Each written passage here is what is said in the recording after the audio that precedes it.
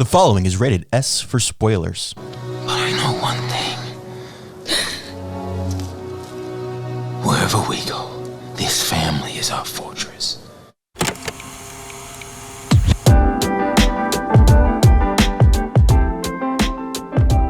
Hello and welcome to the Popcorn Hangover. My name is Alex. My name is Graham. And today we are going to be discussing Avatar: The Way of Water, directed by James Cameron, written by James Cameron, Rick Jaffa, and Amanda Silver. More on that later, starring Sam Worthington, Zoe Saldana, Sigourney Weaver, Stephen Lang, among others. We'll also talk about that later. Releasing December 16th of 2022 with an estimated budget that's now looking at more like $450 million, or as James Cameron would say, very ducking expensive. An opening weekend domestically of $134.1 million, worldwide gross of $441.7 million. That was a lot of information there. Dang, I was gonna say. I feel like I should be a rapper or something. Just go say that as quickly as I can before the music stops. Graham, how you doing this week? I'm doing good, man. I'm doing good. This is gonna be wrapping up the holiday season. Yeah. Just 1 week left of 2022, which is crazy. We're gonna celebrate that here in about 20, 30 minutes. It's going to be a fun one. It's going to be a good one. Let's just jump right into it. Okay. I don't know who should go first on this one, but we'll keep up the trend. Graham, what were your thoughts on Avatar 2? Listen, mine's going to be pretty quick. So, full disclaimer, I never saw the first movie. Never cared. Never tried. Never even wanted to. And I will admit. Okay. I did tell you to go in blind to this movie. Yeah. For research purposes. Yes. I'm now realizing that was a mistake. Well, I don't think it's anything necessarily on my part. Well, part of it. Here's the thing. This movie, absolute trash in my opinion. It looked beautiful, sounded beautiful. I'll give it that. The story, absolute dog water. I literally couldn't. I didn't understand what was going on at all, honestly. Even in like the first like beginning portion, which I figured like would give me a little bit of insight, it really didn't. And I feel like that's where like a lot of things in the first movie ended up kind of bleeding over, which would make sense because this is a sequel. Mm-hmm. But yeah, there was a lot of it I just didn't pick up on really. I just could not get into it. And about probably a little after like an hour into it, I did fall asleep. I took a fat nap. So definitely not. At what point did you wake up? Honestly, I feel like it was further than an hour in because it was like at the end. I woke up at the end. Like as the movie was ending? Yeah. That's I don't remember. Like interesting. Yeah. I mean, it gets real, like the last hours gets real crazy and loud and explosions and guns and stuff. So I'm surprised like none of that woke you up. I don't know, man. Yeah. Which here's the thing. Before I saw this movie, I did not care to see this movie. I had no care in the world to see it. I did not care to do. I said that James Cameron is like the worst director of all time. I don't think I said those words. I don't like how cocky he is with these movies. Like he did one Avatar, and like I did give him credit. He's got some classics. Great director, Graham. But hey, Graham, when you make the #1 highest grossing movie of all time, I think you get a little bit of bragging rights. No, and that is fair. That is fair. But like, he has to do it again, so he has to say exactly. All he of these has really great things. And then I don't know. I just feel like he's a little too cocky with the 4 movies he's apparently already running and planned and all this jazz. Yeah. But I don't know. This is not my favorite franchise. I personally don't understand how you could fall asleep in a movie theater. Like if something's playing just in general, I can't fall asleep. I have to pay attention to when it. Into the Spider-Verse came out, I saw it 3 different times in the theater, and I fell asleep every single time. That is, I don't know how. I don't know what was going on in life. Tragic. I don't know why I was so tired. I love that movie. That's one of my favorite movies. Dude, every time I went to the theater, there's something about the chairs. We have like just a nice little local theater. It's nothing fancy, but dude, I could sleep for days in those chairs. Okay. I'm gonna have to hard disagree with you on that one. I'll give you a little bit of credit because so I went and saw this at Alamo Drafthouse because I really wanted to order a drink while I watched this movie. I figured that I was going to need it. And, Alamo, the first 3 minutes, they have all this pre-show stuff. And they showed a really old interview clip of James Cameron where he was talking about sequels because, he did Terminator and then Terminator 2, some people say is even better than the first one. And so he was talking about sequels and he said, I know that I've succeeded in making a good sequel if you can go in not knowing anything about the first one, and you can watch the sequel and understand what's going on and appreciate it for its own individual thing. And so I kind of wanted to test James Cameron and see, was Way of Water a good sequel when you told me that too, like that was the reason I went in like open-minded. I was like legitimately giving this movie a shot. I couldn't. And I should have known that wasn't going to work. Because part of the problem with the first movie is it's entirely just world building and setting up this massive thing and all the stuff that's going on. And so which allows this one to actually do something. So you were kind of destined to fail.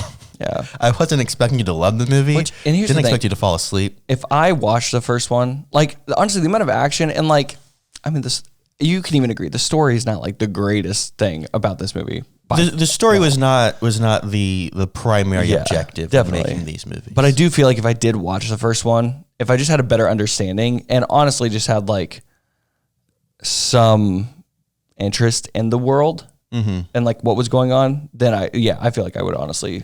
Yeah, because there's not any really going back and explaining what happened other than really fast one-liners. Oh, this is the spot where I died. And then they keep going and stuff like that. There's no, there really was absolutely no way if you didn't watch the first one and know what was going on to come into this. And because it moves so fast and immediately kind of picks up. I did like how lots of time fast paced it was, honestly. And normally I don't like that because I feel like the movie's just blazing through.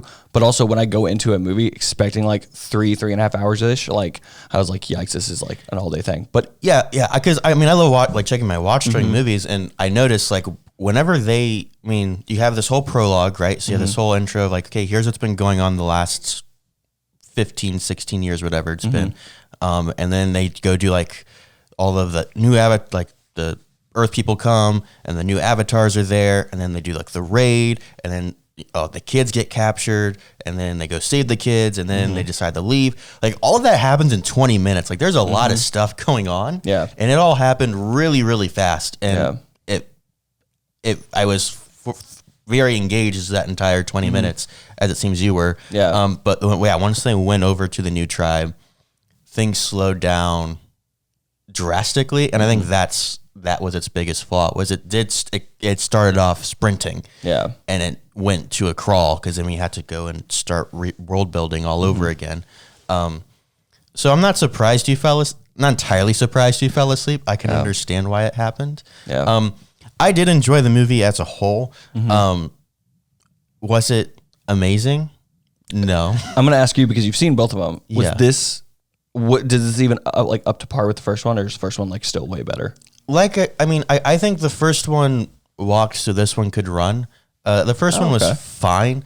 But yeah, there's just more he could do with kind of having all of the things established. You don't have to spend 5 minutes explaining how like the hair has antenna that you plug in to connect to other things. Yeah, when I saw them do that with the baby in the beginning, I was like, what in the heck? And I didn't know what that was. I didn't know what any of that was. Yeah. But, So I do think this one was probably better than the first one. Also, just visually, this has way more that they can that's use. the thing with this movie. This was a massive technical achievement, and it had tons of delays that I don't really understand. Because they filmed this 5 years ago and production wrapped on it 4 years ago.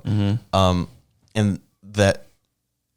now that it's releasing, this is a massive technical achievement. So I'm excited to see what he's been working on the last 4 or 5 years before he's releasing this one, so he can see if he can start the third one.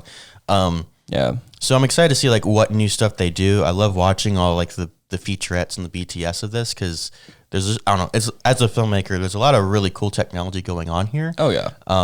Which is really exciting, and that's definitely the draw and the appeal of both of these movies. The problem is I don't think that this is going to have the legs the first one did, because we've already kind of, there's not that much of an experience change. It's very it's a minor achievement, but it's still a big achievement, if that makes sense. No, definitely. Definitely. I do wish I saw this in like an IMAX or like just like a larger setting. Yeah. But I am also glad I went to the theater. I was looking to find this movie online. I did not care to pay for a ticket, so I was like, I'll just find it online. Even though we don't do that, it's illegal. But That is illegal. No, I am glad we I don't am promote that on glad. the No, podcast. yeah, don't do that. If you do that, you like the FBI is gonna knock on your door, bro. I'll knock on your door. Oh shoot. Yeah. He's worse than the FBI, man. But no, as I say, this is definitely, and that's one big thing too. You were like, the main thing is you're not paying for like a movie necessarily. And even with the first movie, like the reason it did so good is because you're paying for the experience. And that is actually, that's a big plus with this movie. Yeah. And it's interesting because I've seen, you see a lot of people online who are saying this is the greatest thing this is the most beautiful thing I've ever seen. And they're like, yeah, it's okay. And I think the reason for that is entirely based on where you watch it. You have to watch this on the biggest screen with the best sound and in 3D to get the intent that Did you watch James this in Cameron. 3D? I did not. Okay. I don't think I've seen a 3D movie since the first Avatar, to be honest. I'm trying to think of when the last movie I saw in 3D was. Yeah, I was gonna say, nobody sees 3D anymore. I'm always shocked to see a 3D option like still in some theaters. I'm like, really? That's crazy. Yeah, so again, like 3D that was a really cool gimmick for a little bit because of the first Avatar. No one really cared about it anymore. So now trying to resell that exact same experience, I think is going to be a little difficult. The Avatar re-release didn't do amazing, mostly in 3D. So I don't think this is going to have the legs to make about 1.6 billion, I think, is what they're looking at that he needs to make to be able to do a third movie. Which, man, I do really hope that they do get to do a third movie because they're doing they basically have a writer's room for this series. It's really strange. So I was talking about the writers earlier. I only included those who worked on the screenplay for Avatar 2. Because essentially what James Cameron did was he got a group of 4 people. They sat in a room and they went beat by beat on a whiteboard and just said, okay, this is going to happen. This is going to happen for all 4 movies. And then afterwards distributed each movie to a different person to actually write the screenplay for. Whoa. Which is a pretty normal thing to do in a TV setting, but to do that for movies is especially big movies. Is very strange. It's a little different, and I'm just curious how it'll work, how consistent it'll be throughout. So I hope that he does get to make the next couple, even if it's not quite up to par, or at least we get to see the script so that, I don't know. I'm just curious as to how that would work.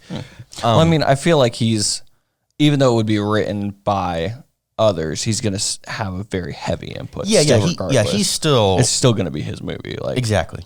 Yeah. The only thing I still get back to was the stars. There's a lot of different starring roles in this movie.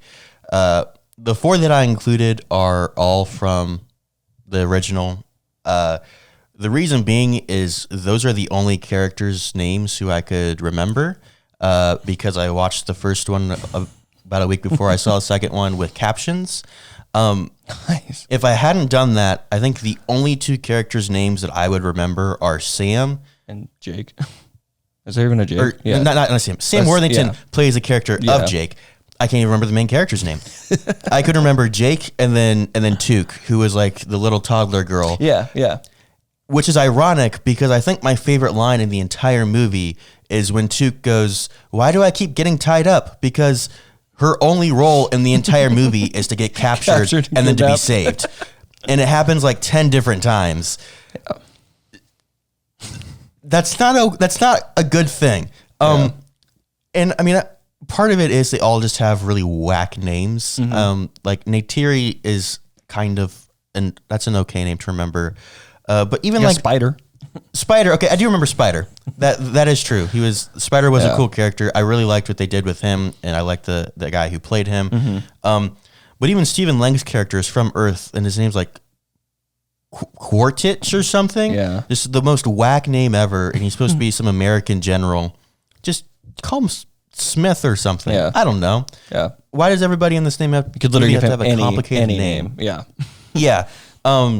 Overall, of the performances that you saw, were there any interesting performances that you saw? I mean, honestly, like nothing, no one particularly stood out because I honestly like, I was able to pick up that like Jake was the main character. The kids were like a big part of the movie, like as I'm kind of watching in the beginning, but I didn't know like who to focus on. Like, is someone about to get picked off? Were they close to dying in the first one? I had no idea. So I would say no one like in particular stood out. I thought honestly, everyone that played the kids were great, honestly. Which I was like more surprised that they had as big of a part. I don't know. I just feel like a lot of kids don't have like major roles in movies. Sure. But for this, it made sense because they got kidnapped and saved a couple times. But A lot of times. that was basically the entire plot of the movie was they kept getting kidnapped. And so I just then missed a they'd have few to other kidnappings when I thought, Here's the thing. You watch the first act, you basically watch the entire movie. dang. It was just kind of the same thing over and over and over again, with some environment stuff in the middle, which we'll get to. Dope. I will give a shout out to Jack Champion, whose name I just looked up, who did play Spider, for being the only like non-CG character in a majority of scenes. He was acting alongside actual actors. That's how they filmed this movie. But he has to look like 6 feet above their heads because these avatars, these Na'vi are supposed to be 9 feet tall. Which is another thing that I don't think they really emphasize very well in this one. In the first one, there's one scene in particular where they shoot an arrow. And because when you're watching it, they're just shooting a bow and arrow and it's whatever. But they shoot an arrow into a ship and you see this massive shaft and you realize, oh yeah, like these guys are 9 feet tall. So an arrow that looks average to them is going to be massive to a normal human being. It's not something that, which is why they can penetrate ships. I didn't even know that there was a size height difference. Like I remember when he's like, yeah, your avatars now, like you have the abilities, the strength, the size, things like that. And I was like, okay, cool. And then they walk up to the lady in the exosuit thing, and I was like, holy crap. I was like, they have a real big height difference. I was like, that is crazy. I just thought they were just blue people. I just thought they were like same size. But no. Yeah, they're 9 feet tall. That is crazy. Ish. Yeah, so I will give Jack Champion a shout out. One, I understand why he made the decision, but Sigourney Weaver playing, I guess her name is Kiri, the 14-year-old girl who is connected to Yue, I think is like the goddess's name. As I'm watching it, I was like, is Sigourney Weaver playing a 14-year-old girl right now? And it's supposed to be, the daughter of Sigourney Weaver's character from the first movie. So it makes sense why Sigourney Weaver was playing her. But also, I just couldn't help but hear actual Sigourney Weaver's voice and picture actual Sigourney Weaver's face as I'm watching this 14-year-old girl Has she been in anything I would have seen? She's in a lot of things that you probably would have seen. I cannot. She's in a lot of sci-fi movies. She's really famous for Alien. That's, I would say, is probably her biggest known film. But yeah, Sigourney Weaver did a fantastic job. Despite that, Zoe Saldana, I wish we got more of. Man, can that girl just like break down and cry? Yeah. And I know you didn't see it, but at the end, when her oldest son dies and she just snaps, that was the most that was the craziest thing in the world. Spoilers, man. I'm just kidding. I had a chance to see it. There's a spoiler warning at the beginning of the podcast. No, I know. I'm not sorry. Yeah. When she just snaps and then just goes absolutely ballistic on everybody. Brendan, who's been on the show, is sitting next to me, and there were still times where like we would just look at each other in pure shock. I mean, she like shoots a guy. She just uses an arrow, stabs a guy in the chest, and then takes the shaft of it and just puts it back into her string. And like as she's pulling it out of the guy, she's like pulling the bow back at the same time, and then shoots it again, point blank, and the arrow goes through his chest and then hits another guy behind him. It was the most just like brutal, should have been gory thing I've ever seen. That's crazy. Yeah, she went off. It's fantastic. Sam Worthington also does not do a whole lot of movies. I saw he did a joke in an interview where they were like, yeah, like you've been in 10 movies since the first one. He's like, I think only one of them's come out, and it was this one. Yeah. That's a little bit on acting. Let's kind of get to the bigger narrative around this film, and that is, can it become one of the top 10 highest grossing movies of all time? Because that's what James Cameron needs this movie to do if he wants to finish this story. I kind of said up front, I don't think it's going to have those legs. it's basically made its budget back in the worldwide gross. Also, these numbers are, and that's in its opening weekend as well. So it's going to do better as time goes on, and it probably will have some legs. I think, honestly, kind of like you said, like the first movie walked so this could run. Even if this movie, if people are like, this isn't as great, this isn't like the first one, if people aren't even like a fan of this one as much, I still think it'll make its money back. But then I think if people are weary about this one not doing as good or not being, like they still went and saw it, right? So they paid the ticket, they already made the money. And then if they put that money towards a third one, I feel like some people are going to be iffy on whether or not that third one will hold up. Some people might go because they're going to be interested. Like obviously, like I feel like anyone that saw the first one and gave it the hype it had in the beginning, they're going to go back and see this movie. Potentially, because... But I mean, it has been... So how long has it been? 8 years? 10 years? So the first one came out in 2009. So it has been 13 years. So 13 years. Shoot. Okay. Here's the thing. When I said that, like, I should have been more specific.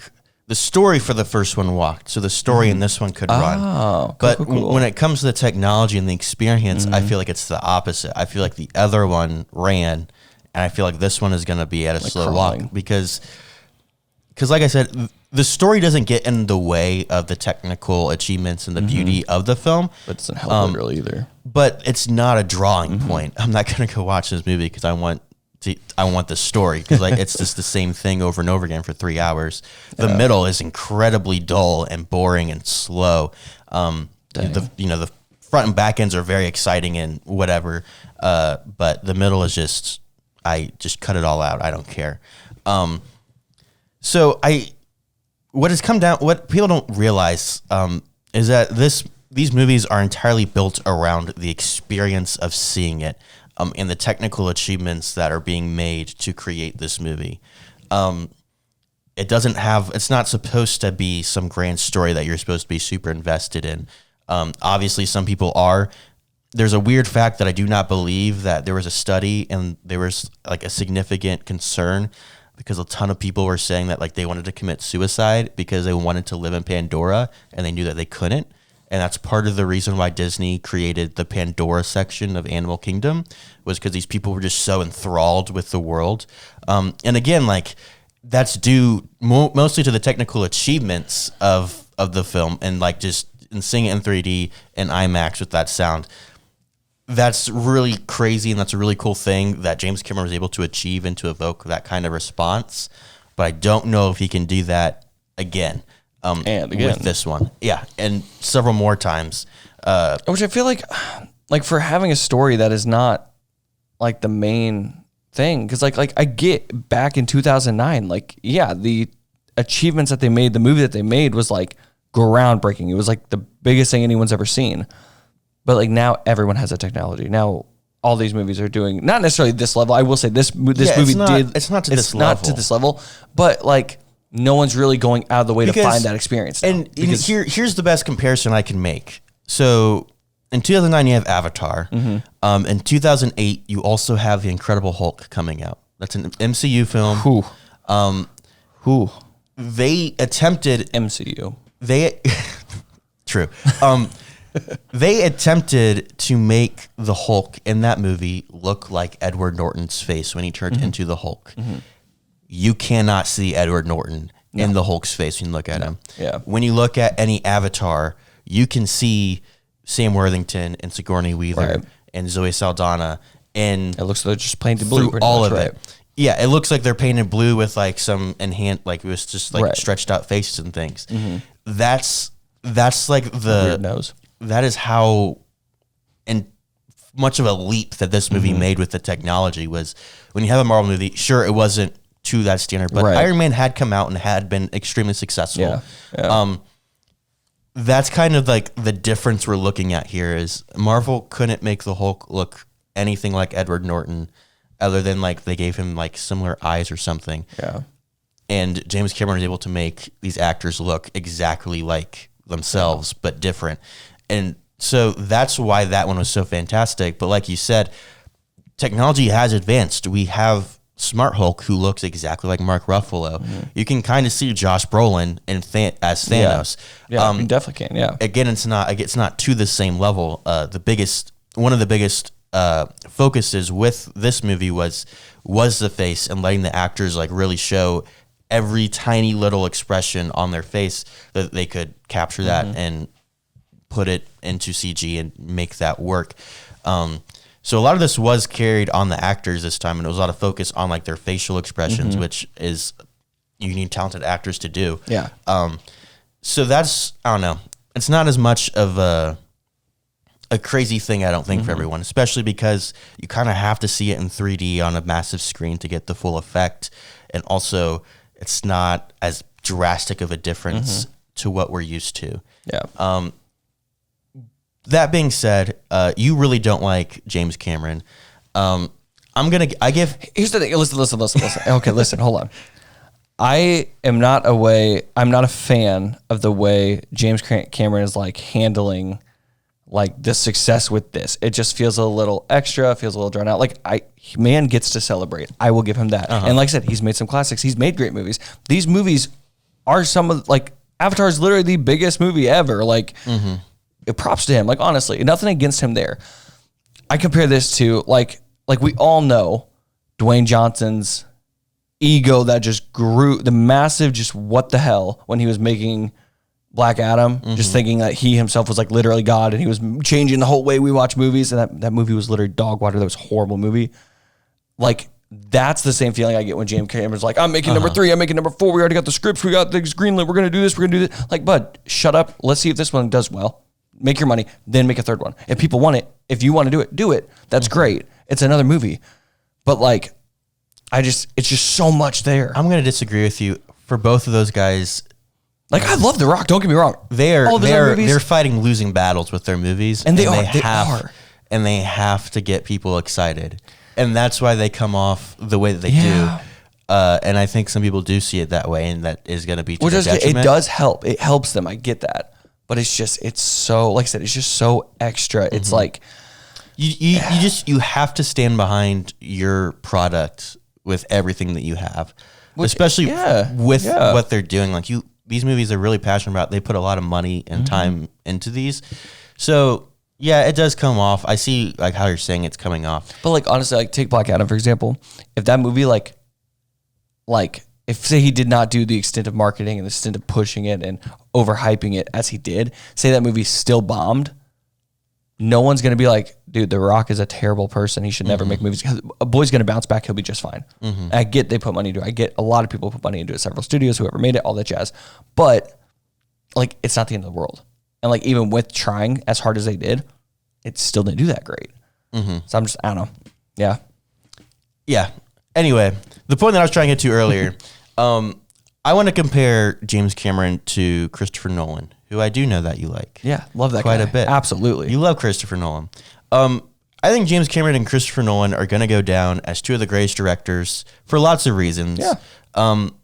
But one of the reasons that I have a massive respect for the both of them is that they use their name and their ability to basically get any movie greenlit without even really pitching it, just saying, I need this much money for a movie, and any studio will probably give it to them.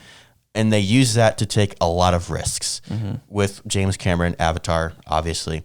With Nolan, Tenet was a massive risk. Yeah. A lot of people do not like that movie because what he did was he said, can I make such a dope movie? Can I make a movie and can I tell a quote unquote story where I'm only focused on this concept? The main character is called protagonist because he's so useless and so he has absolutely nothing to do with this concept. He's just there so we can follow him as he explores this concept that I have. Right. And that is, did it work? Not really. Those types of movies are not going to get made very often unless they are made by Christopher Nolan's or James Cameron's. Right. But if any up-and-coming indie director wanted to pitch a similar idea, they would get shut down instantly. Absolutely. And so I really respect and appreciate these two for really pushing the boundaries of what we can do with cinema and what we can do with storytelling in this format and being able to not always be successful. So even if Way of Water does fail, I'm still really excited about the technology that was developed for it. Yeah. And I'm excited to see what could come next? What could Marvel do? If we make 3D mainstream again, and we don't make it just, I hope not. We don't make it cheesy, but imagine seeing a world in 3-dimensional space. Like, I don't know, just you can create just so many interesting things. Like the technology could be really cool, and you could really enhance the experience, and you can tell stories in an even better way with some of the technologies that James Cameron is developing here. Just like Christopher Nolan does with really all of his movies. Yeah. So yeah, that's what I've got for Avatar. Graham, do you have any final thoughts on The Way of Water? I'm gonna give it another shot. I'm gonna try and go see it. I really do. I'm gonna watch the first one. It's back on Disney You should watch Plus. the first one because I haven't seen this movie in 3D, so I do want to see it again. So you should watch the first one, and then we'll go watch the second one. And maybe we'll do like sick. Maybe we'll like put something on social media, like a little parking lot talk. Yeah. A parking lot talk, but reverse. Reverse. It won't be the parking lot, but it'll be fine. But no, overall, like I said, I'll give it another shot. And for what I did see, like I said, I can't complain about it, except it was a little slow and I straight up fell asleep. But for what I did see, it was great. Sure. You know what? I guess that's fair. I set you up for failure. I'm sorry. I thoroughly enjoy. I enjoyed The Way of Water. There's a lot of issues with it that we didn't quite get to, but it is what it is. We were talking about technical achievements and things, and that reminded me a lot of like Tom Cruise with Top Gun Maverick. The time it took him to make that, and I just got me thinking about all these other movies that came out in 2022, and it's the last week of the year, so we're gonna talk about. We're just gonna wrap up the year. Talk about some of the best movies, some of the worst movies, the most surprising movies. Heck yeah! Look at the box office this year, top 10. So yeah, want to hear more about all of the things that happened in 2022? Stick around. Dude, I'm so glad we're doing this. Yeah, for sure. It's been a lot of fun, and it's not as difficult as I thought it would be. No, not at all. Like Anchor has made it especially easy when it comes to like actually getting our podcast out on the air. Because when hosting on Anchor, you can distribute your podcast on all the listening platforms. So easy getting it over to Spotify, getting it to Apple, wherever you're trying to get your podcast to. Yeah, I think we're on like 7 platforms just through Anchor, and not even just the distribution, but even just creating the podcast. Like there's so many recording and editing tools within it, so you can record, edit, add music in, sound effects, all sorts of things directly through Anchor, and it is free. Dude, that's amazing. It's incredible. So if you would like to start your own podcast, just like ours, go to anchor.fm on your desktop device, or you can go on to your mobile app store and download the Anchor app. We are back. We're back. That was a great commercial break. Now we're going to talk about 2022 movies and forget about last segment. Absolutely. Because, Graham, this has been one heck of a year. Dude, it really has. And to be fair, it started out so strong. It really did. Yeah. Yeah, there was a lot of really, this is a very weird year in terms of like Oscars, because typically the last like 3 months of the year are considered like Oscar season or award season for movies, because a majority of movies that come out all come out in the last 3 months of the year. I think it would have been the 2020 Oscars, so looking at the movies of 2019. Every Best Picture nominee, with the exception of Once Upon a Time in Hollywood, which was a Quentin Tarantino movie, came out in July. Every movie came out after the last week of October. So you had The Joker coming out the last week of October, and then November and December, and those were all of your Best Picture nominees, with the exception of The Name of Quentin Tarantino coming out in July. So that's crazy. That's how it typically goes. I cannot imagine that will happen again. No, not with what we've had throughout. It's been, the movies that came out were freaking amazing. And like I said, even starting off at the beginning, because like we had like, even like the majority of like, almost like my top 5 movies, I think came out in like the first 6 months of the year. That is a very good point. Yeah. That is a very good point. Mine extends a little more, but most of our top 5 are the same. Yeah. And I don't think it'll be a surprise to anybody who's listened to any episode of this show. As we go through, most of these movies we have talked about on the podcast. So if you have any more interest in checking out any of these films, go check out our thoughts on previous episodes of the show. Let's just get started. Let's just run a quick rundown of the top 10 movies of the year by the numbers, both domestically and worldwide. So Domestically, we have number 1. Or actually, let's start at number 10. Let's 10? count up. That sounds Absolutely. more exciting. Dope. So coming in at number 10, we have Elvis with making $151 million. Black Adam at number 9 with $167 million. Sonic 2 at $190 million. Yeah, boy. Thor: Love and Thunder at $343 million. What is this, number 5? Batman coming in at $369.3 million. Minions just above that at $369.5. Minions beat the Batman. Jurassic World Dominion coming in at number 4 with $376 million. Doctor Strange Multiverse of Madness at number 3 with $411 million. Wakanda Forever at number 2 with $418 million. And with a small jump, we have Top Gun at number 1 with $718 million. It's just a small $300 million jump. Just, a shy. That's like twice that movie's budget. Dude, no, I know. That's crazy. Yeah. Minions and the Batman seem to surprise you a little bit. I mean, like, here's the thing. We'll get into this in a minute, here in a minute, but I absolutely love the Batman. It's definitely one of my favorite movies. I saw the Minions one that came out. And yeah, it was funny. It was cute. I did not think it would have, like, that's crazy. But I mean, you do have the whole, like, children audience with that. And so you get way more out the door, but that's fair. Right. Yeah. That's the thing that's interesting I love looking about these lists is that these are not movies that are going to win. No. Other than Top Gun, maybe the Batman. The Batman will take something. And probably Elvis. I don't think any of these are going to get any awards. I will say Marvel is really pushing a campaign for Thor: Love and Thunder to win some VFX awards. VFX of what? Sure. No. Go for it, Marvel. I want them to let us vote against that. That should not be an option. Yeah. So yeah, those are your domestic numbers in top 10 for the year. Looking at the worldwide numbers, already we have Avatar coming in at number 10 with $441 million. These next two are Chinese films, so I have not seen them and know nothing about them. We have Moon Man coming at $460 million and Battle of Lake Changjin, number 2, $626 million. Sequel. Coming in at number 7, we have Thor: Love and Thunder with $760 million. Number 6, The Batman with $770 million. Wakanda Forever at $786 million.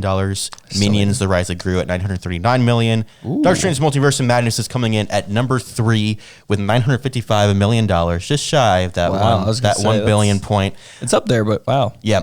Number 2, we have Jurassic World Dominion coming in at $1 billion, and Top Gun Maverick at number 1 with $1.5 billion. Is Top Gun currently in a sitting spot of like highest movie? Domestically, I think it's in the top 5. Okay. Worldwide, did you say worldwide like number 10? Worldwide, it should be. So it's like just under. I think. Yeah, worldwide, it's like really close to top 10, if not in the top 10. Dang. That's all off the top of my head. I could Maverick, be very wrong. But yeah, list is very similar. There's not a whole lot of difference.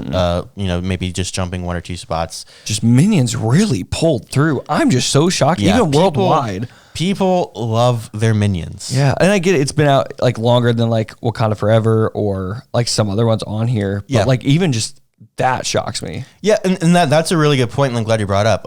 Seeing films like The Batman in the top 10, that came out in February. Yeah. And it's still going strong versus Avatar.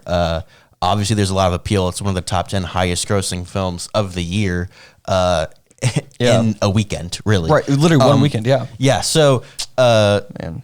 Yeah, lots of money going around. I don't know. I know most people couldn't care less. I think it's really interesting to look at box office numbers because you can also kind of see what we're going to get in the future. Seeing lots of very spectacle-y, let's have fun films. That's more of what we're going to get. As opposed to, like I said, not many of these are going to be getting awards. These aren't like the greatest films of all time. Yeah. But I remember, I don't know why this kind of brought up because like we do look at a lot of numbers. We look at like a lot of the behind the scenes things that will give us a little more of an insight on what is coming next, what we're going to get in the future. I just remember one time, I think it was at like an old job or something, like this one lady like straight called me out. She was like mad at me because I was saying like how like, I don't know what movie it was. There's some movie where someone died and she's like, oh, I want them to bring him back in the next one or whatever they do. And I was like, well, I mean, he's still got like a contract of like 4 or 5 movies. So like most likely, yes, he'll be back in some form, some fashion. And she's like, She was like mad. She's like, you shouldn't know that. I was like, I mean, it's like public information, but like, okay. And she's like, no, that's like, and like, I was like, I've never really cared about the numbers too much until the podcast primarily, but no, I always like to give like, get like little insights on it. I just feel like I'm a part of the whole mix. It sounds so cool if you walk into a room and you're like, hey, did you know that Avatar made $441 million this weekend in the worldwide box office? And people are like, okay. Yeah. Or you go to a trivia night and they are like, what is the number one movie and how much did it make? Bro, we're right here. We know that. I remember I went to like a trivia. I was doing like a trivia thing, and it was like right when Avatar took back the number one spot, and they said, all right, what's the number one highest grossing movie of all time? And I said Avatar, and they said the answer is Avengers Endgame, and I said, hold on, correction, it is not Avengers Endgame anymore. Not anymore. It was at one point. It was for a brief second, yeah, but it is no longer Avengers Endgame. And they were like, which I do think, just because again, I'm a fat Marvel stan, but I think if Endgame had as many re-releases as Avatar has had so far, I think it would make even more money and could potentially surpass Avatar. Potentially, I think. Because like Marvel really doesn't do re-releases. Like we never get those. So here, I'm just going to point out. We're talking about numbers. I'm going to point out just a quick number for you. Domestically, Avatar made $134.1 million. Yeah. Worldwide, Avatar made almost 3 times that much. No, definitely. Yeah. America is for now the biggest moneymaker for film, but China is very, very close. During COVID, China did overtake America in a few spots. That's why Avatar is really big and across the pond, whereas Marvel, not so much. A lot of Marvel movies don't even get shown in China anymore. I was going to say it's that's also an aspect of it too. Is it's number one in the world, not domestically. Even domestically, it's not number one. I don't think. But yeah. Those are your numbers. Yeah. Those are your numbers for 2022. Yeah. Let's go down to the more exciting part. Absolutely. Our top 5s of 2022. Yes. I feel like we should start with our top 3, just because they're the same. They all include the same movies, maybe not in the same order. I was gonna say, I'm kind of interested to see if I had to guess yours. I'm guessing it's actually what I'm looking at. It is what you're looking at. Okay. I was saying, and that's the same order on my list. I was about to say, that's not the actual 1, 2, 3 order. So you have the notes. There's not much of there's not much guessing you have to do here. Yeah. My top 3 coming at number 1, I have RRR. Number 2, I have Everything Everywhere All at Once, and at number 3, I have Top Gun Maverick. Yeah. So same 3 movies. Yeah. My number 1 though is going to be Everything Everywhere All at Once. And then RRR, and then Maverick. So Maverick's still my number 3. So just switch the 1 and 2 for us. But yeah, same 3 movies. And there. even when you could ask me tomorrow, and I would probably give you a different order for those 3, because I genuinely love all 3 of those movies. I was gonna say it's not so that much. Like I literally think one did or is better than another. It's just they all like those. Because even honestly, even like the Batman, like that's in my top 5, which we'll continue here in a minute. Spoilers. But there's a warning at the beginning, bro. Don't worry about it. But no, but like even like the Batman, like for me, like that and Maverick are like the same in my book.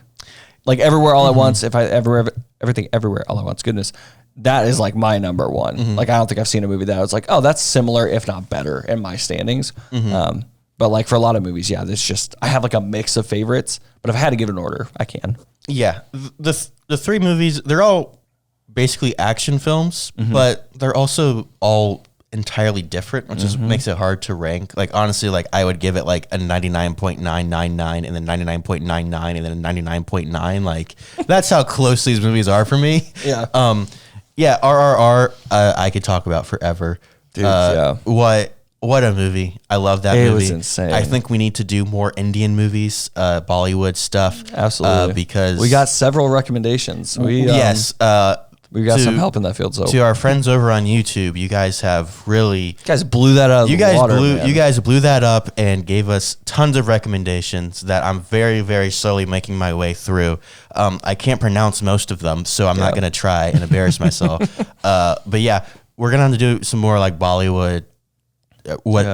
in all the different genres that they have. Someone even broke down all of the different types of genres that they have in like Indian films and what they all are. So thank you to that guy. But yeah, go check out some work. Go check out our YouTube if you haven't already, and make sure you like and subscribe.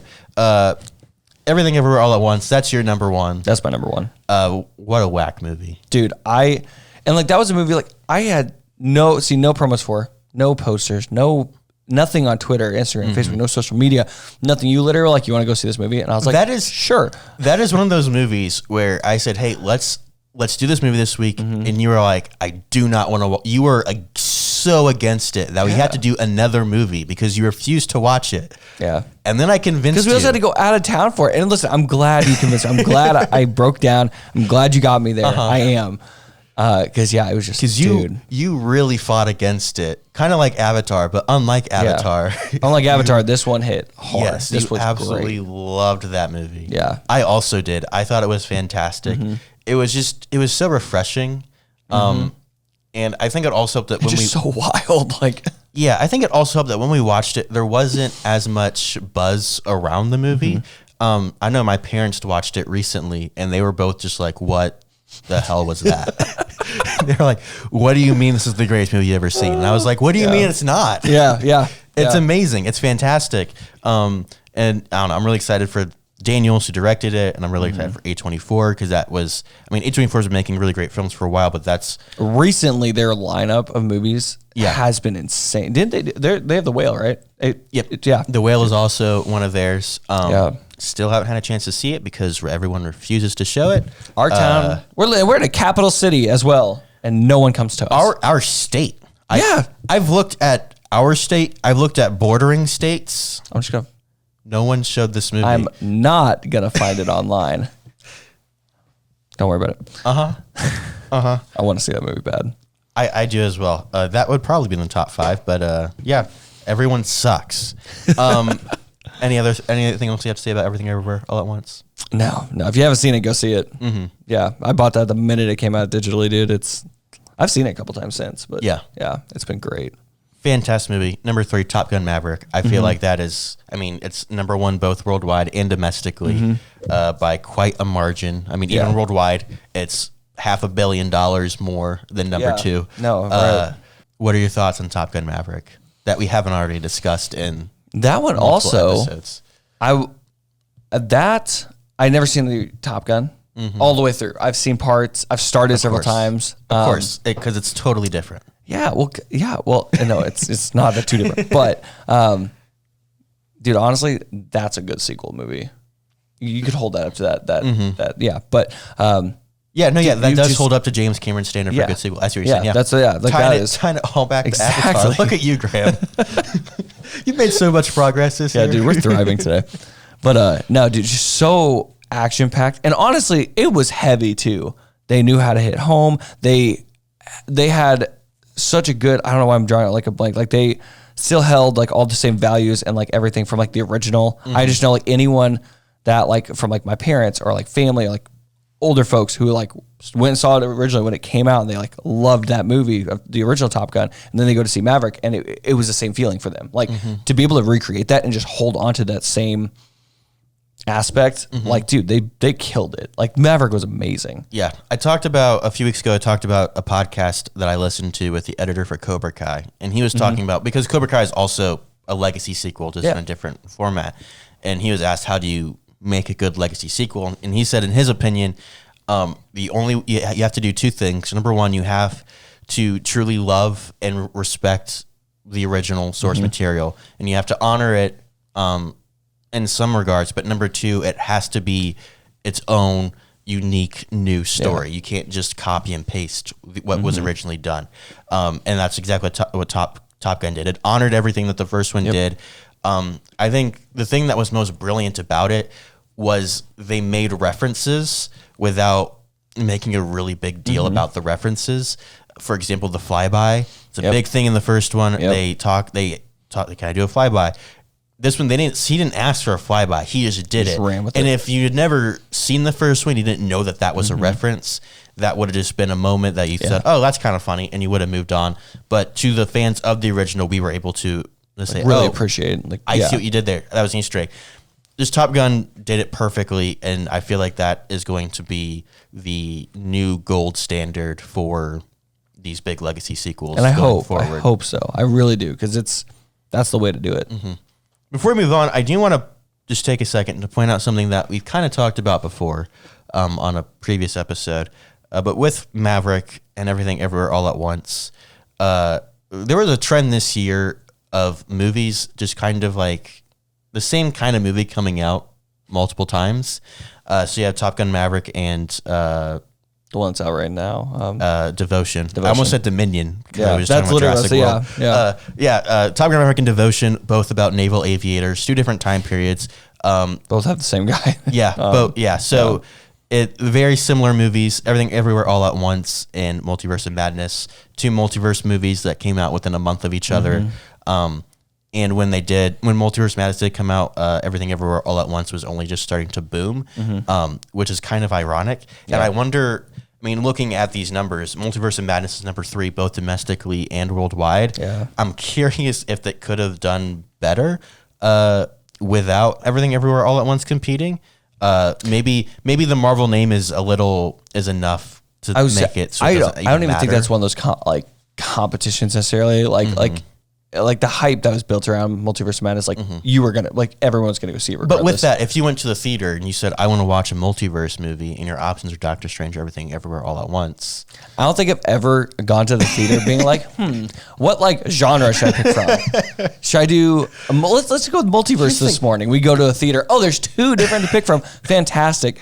Honestly, people are going to go with the Marvel name, I feel like. And then they're going to see a trailer. Sure. So for Everything Everywhere All at Once, and they're going to be like, ooh, I'm going to come back tomorrow. Because every same person goes several days in a week in a row. Yeah, of course. Yeah. Of course, naturally. No, it makes so much sense. Everyone does that. That's not just me, right, guys? Another one, Wakanda Forever and Avatar, both movies about, not so much about environment, but both movies about family, and also has a lot to do with water being an unfamiliar environment to our main characters. Maybe that's a bit of a stretch, but I feel like it's close enough for me. Notice that those are 2 Marvel movies that copied off of other things, or other things copying off of Marvel movies. I don't know. I don't really have a point or a statement to make about that, but that's just a little thing I'll just put out in the world, let you think about that. Which it's definitely been an interesting year. And the crazy thing is it's such it's more of a coincidence than a jab of anything or anything along those lines, because Maverick was supposed to come out years ago. And I think it's a coincidence, but also I think it kind of shows I said I wasn't going to make a point about it, but I think it kind of shows how everyone is looking to the MCU for what they're going to do next, looking at all these movies. Like I said, these are all big CGI fest spectacle films for the most part. And that is exactly what Marvel is. And I don't know, you need more movies like Everything Everywhere All at Once to challenge Marvel and to say, hey, you did a multiverse movie. If that was all that came out this year, it would have been fine. It would have been the best multiverse movie that came out in 2022. But we need more indie films to challenge what Marvel's doing, even if it is a direct kind of copy of not a direct copy, but they're stealing the ideas maybe or the general concepts and doing it better. One of my favorite, because people always say steal like an artist, and one of my favorite quotes from somebody, he said, I never feel bad for quote unquote copying off of somebody else as long as I bring something new to the table. So I can make a video about the same kind of topic that someone else makes a video about, but as long as I bring something new to the table, it's not like, it's not stealing it. You're creating something new out of it. Yeah. And so I hope that in the future we give these indie creators more opportunities to absolutely take concepts and do them better. Yeah. No, definitely. Which then forces Marvel to do their stuff better and to put a little more effort in the things they do, which they did not do this year. No, they said quality or quantity over quality. Yeah. Because, we have just 3 alone in the top domestic. Marvel had some movies come out this year. Yeah, we have 3 Marvel movies that made top 10 in the box office this year. Yeah. But one thing I will point out as we continue on our top 5 list is we talk about Marvel, and I think in basically every single episode of this podcast, 40 something episodes in. We've at least mentioned it in some regard because we are super fans. Yet there is not a single Marvel movie on either of our lists. Graham, what is your number? Whoa, that is actually crazy. What is your number 4 movie of this year? So right after Maverick, I'm going to have The Batman. The Batman. Matt Reeves' The Batman. That is, which I kind of get a lot of crap for this, but that is my favorite Batman I've seen on screen. His story, Robert Pattinson killed it. I mean, like it's also more of just it gave us like the darker, like grittier, like Batman that we've like never really seen, especially at like a like real like young adult age where he literally doesn't care about being the Playboy style Bruce Wayne. He's just like, do whatever you want, and I'm just gonna go beat some people up. And that was just like, okay, yeah, dude. He like literally could risk everything because he doesn't care to lose it all. So no, it's just a fun like take on that. But everything to do with that, I wouldn't call it a fun take. I would call it a different take, maybe. Yeah, I mean, yeah, not necessarily. It's kind of a depressing take, really. Kind of, yeah, very much so. But no, yeah. So it was. I don't know. I enjoyed the movie a lot. Like I said, it's my favorite Batman, and I'm very excited to see what second one and the future brings for it. I think I said in our Batman episode, I said you should go watch our older episodes, to see what our full thoughts on. I don't know if I'd recommend the Batman because that was our very first one, and I have not listened to it since we released it. That was our first podcast? That was our very first podcast. Holy moly. And I'm scared to listen to that. Bro, that's crazy. When we had no idea what we were doing. All I know look at us. Is if you look at any video, if you go on YouTube and watch a video, it looks rough. We look bad. But now we're looking great. Yeah. So, yeah. Anyway, that just totally blew my train of thought. But yeah, I think in that one, I said that The Batman was my favorite Batman movie. And I think I would still stick to that mostly. There's still a lot of stuff that I think Matt Reeves can do with that character in that world. And he can kind of make that the most comic book accurate Batman so far, or at least kind of close. We do have the greatest... the greatest detective in the world, Batman. I would like to see just a little more action in there, because the action that, while it was sparse, was phenomenal. And like honestly, and that wasn't the point. No, don't get me wrong. Yeah, like that, I think is one of the biggest things I love with this movie, because like that's not saying like it's like super realistic, but that also kind of is. Like Batman, like it's not like, and like if you look at our world, like you're not going out on the streets and fighting up crime bosses and like all this stuff every single night or every single day. So like, yeah, if there's a more slower pace, like, oh, someone died, let's figure it out. And it just kind of stretches out and draws out. And then there is some action with it. And when they had the action, like you said, it was great. So yeah, I think I love that movie. Yeah. The Batman was a fantastic pick. It almost made my top 5. I know. It did not. I was gonna say your number 4. My number 4 is Jordan Peele's Nope. I thoroughly enjoyed Nope. I thought it was a very thought-provoking movie. I've had so many debates with people about the deeper meanings of the film. Yeah. And when a movie can do that, when you can leave a theater and you're still thinking about the movie, and a week goes by and you're still thinking about it, that's a really good sign for me. I know that you did not have the same experience that I did in that regard.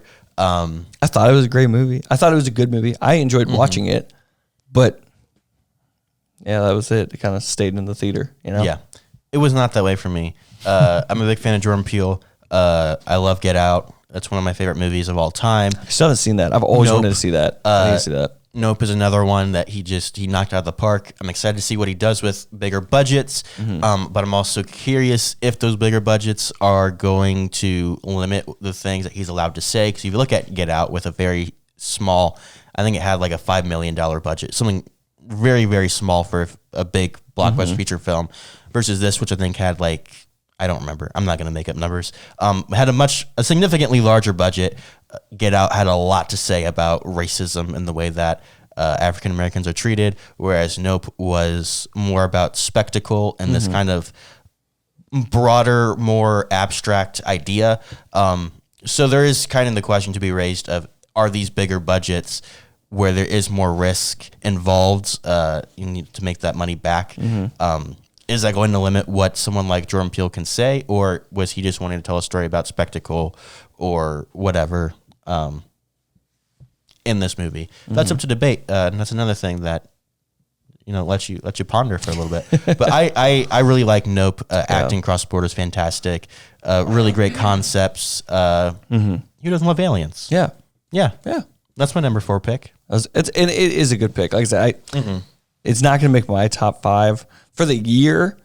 Maybe in my top 10 because, like I said, it was a great movie and I did enjoy it when I watched it. But it just didn't have anything that just like stuck with me for the long term. But no, it's still a great pick. Graham, what's your number 5?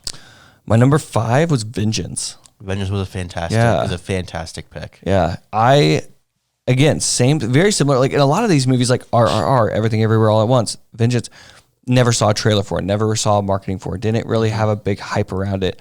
But I go in and it was just such a like refreshing, like fun, like take on some movies, and they just hit it out of the park. I loved Vengeance. Everything about it was just, I was like kind of on the edge of my seat for most of it. It was like, it was just so much fun. It was a good movie. I always make jokes to you about how like you'll suggest something or you'll do something, and I'm like, Grant, this is an audio podcast. That doesn't make any sense. And the way that Vengeance and BJ Novak was able to take this idea of someone making a podcast and turned it into a movie was fascinating to watch. Yeah. How do you watch something that is an audio-driven format? And the way they did that was fantastic. Yeah. And also, like it wasn't just a movie where you sat there and you just kind of disappeared for a little bit. Like it was a very thought-provoking movie with a lot to say. Yeah.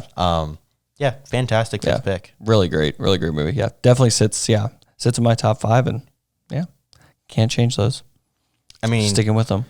I mean, you could change them if you really wanted to. I could. Here's the thing: there are a few movies, like honestly, Wakanda Forever, I still haven't seen. I do need to see that. I don't know what is. I need to get out there and go see that. A fake Marvel fan, dude. I know.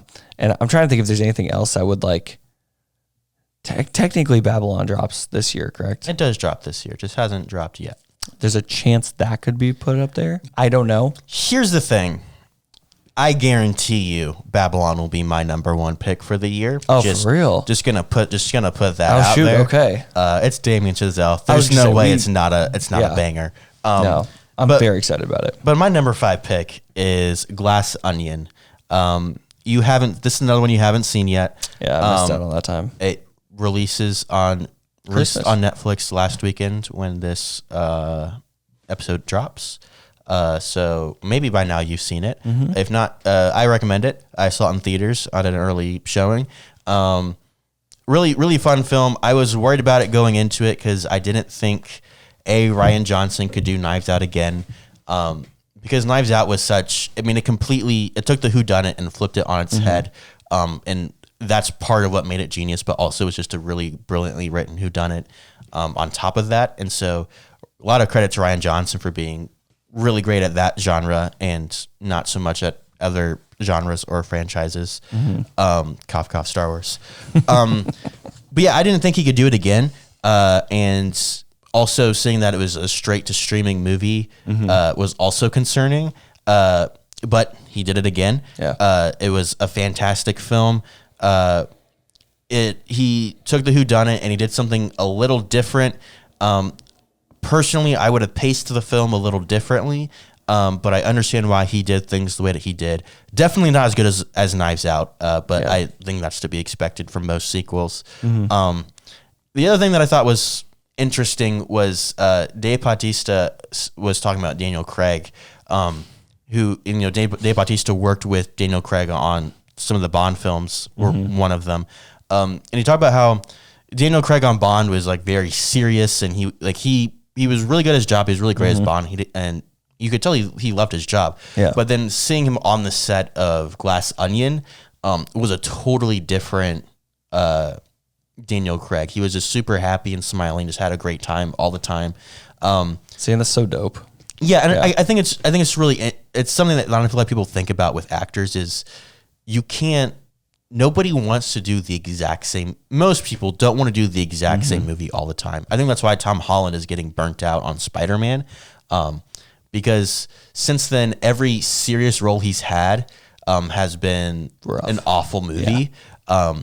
Whereas his other successful movies are things like Uncharted, where he basically just plays Spider-Man without spider powers. So it is something I think that not a lot of people think about is like actors get typecast a lot, but Oh, definitely. sometimes like, they just want to have fun and have an amazing, just have a Something fun wild, role. something, yeah. And Daniel Craig did such a great job in this Yeah. movie. I love his character of LeBlanc. Can't wait to see many more of those, and that's my number 5 pick.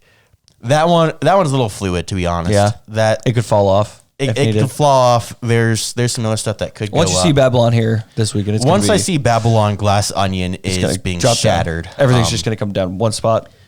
Yep, gonna take the top. it's going to be completely destroyed. Now here's the thing: we could have done like our top 5 worst movies of the year, Yeah. but I feel like everyone kind of knows what those already are, and we've bashed on them enough in our full episodes. So I thought we should do our top surprises of the year. So this is the movie that in general surprised us, whether it be something that we thought was going to be great and ended up being awful, or something we thought was going to be awful and ended up being fantastic. Which there were a few I was like shocked about throughout the year. I don't know. Graham, what are your top 3 surprises of the year? I'm going to kind of go with the 3 surprises that I liked, that I was most surprised about. Sure. How well I enjoyed it. Doesn't matter how it did. And I'm going to kind of steal from your list on here too, because like Chippendale Rescue Rangers, solid movie. Such a That dope should have movie. been an awful children's movie. And Yes. it was just a lot of fun. Yeah. And it was very different. Yeah. That was great. Don't Worry, Darling. I don't know. That one I kind of liked. I've actually seen it a couple times since. I know my initial thoughts, I was like, literally, what the F? But no, that one, I think coming back around to it, like That I could I'm watch gonna it again and again. it's still a surprise for me, but it's a Yeah. surprise for a totally opposite bad reason. side? Shoot, I thought shoot. that movie was complete and Yeah. utter garbage. So here's another thing: The Gray Man. Yeah, I had a lot of fun with that. It was a ton of action. Loved Ryan Gosling, Chris Evans. You got all the guys. It was a banger. If you want to talk about a waste of 2 hours, go watch The Gray Man. That is also a surprise for me, but for a totally different reason. I guess the action was somewhat interesting at times. It was he's like the action was decent.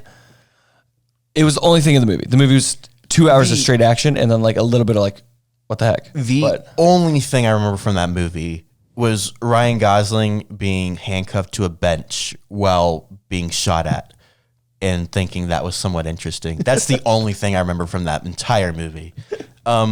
Yeah, that's a pretty good list. Yeah. Even though I disagree with the reasonings, I would put those are also all surprises for me as well. Yeah. My list, I'm going to throw Black Adam on there.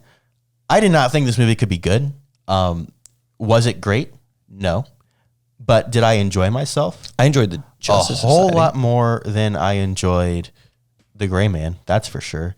And that was mostly due to the Justice Society. That's an aspect of the film, but the film as a whole is called Black Adam. Unfortunately, yeah.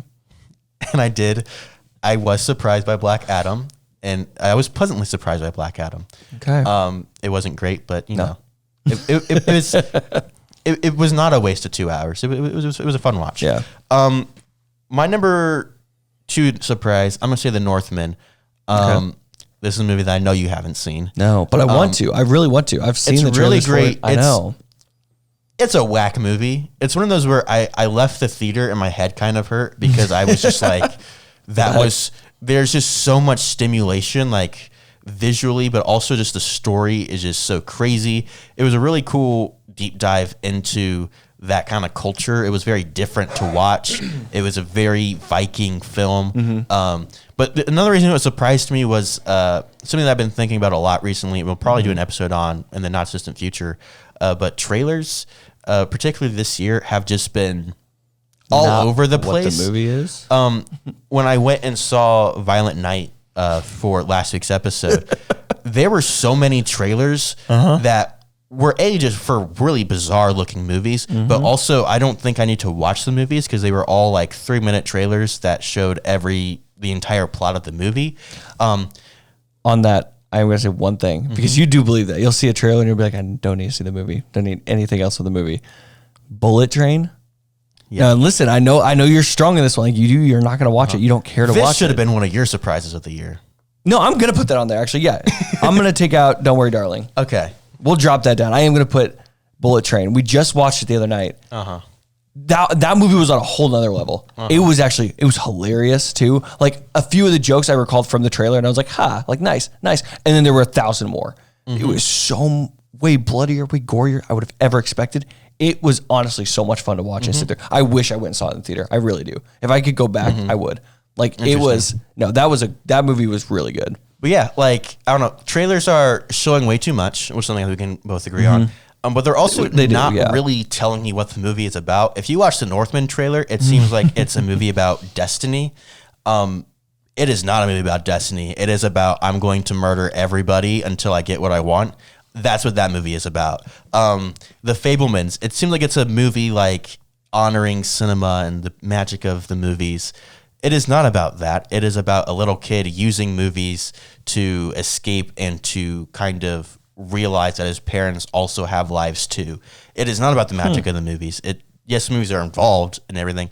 I don't know. There's just a lot of movies this year in particular where trailers have come out that have been very misleading and have been telling it just a little too much. I mean, I didn't need to know. I did not want to see Ironheart's suit in Wakanda Forever. That could have been a really cool moment in the movie, but instead it's all over everything. Yeah. So I understand it sells, but I would like different methods, better trailers come out. But we'll dive into that a little deeper another time. My last pick is Jurassic World.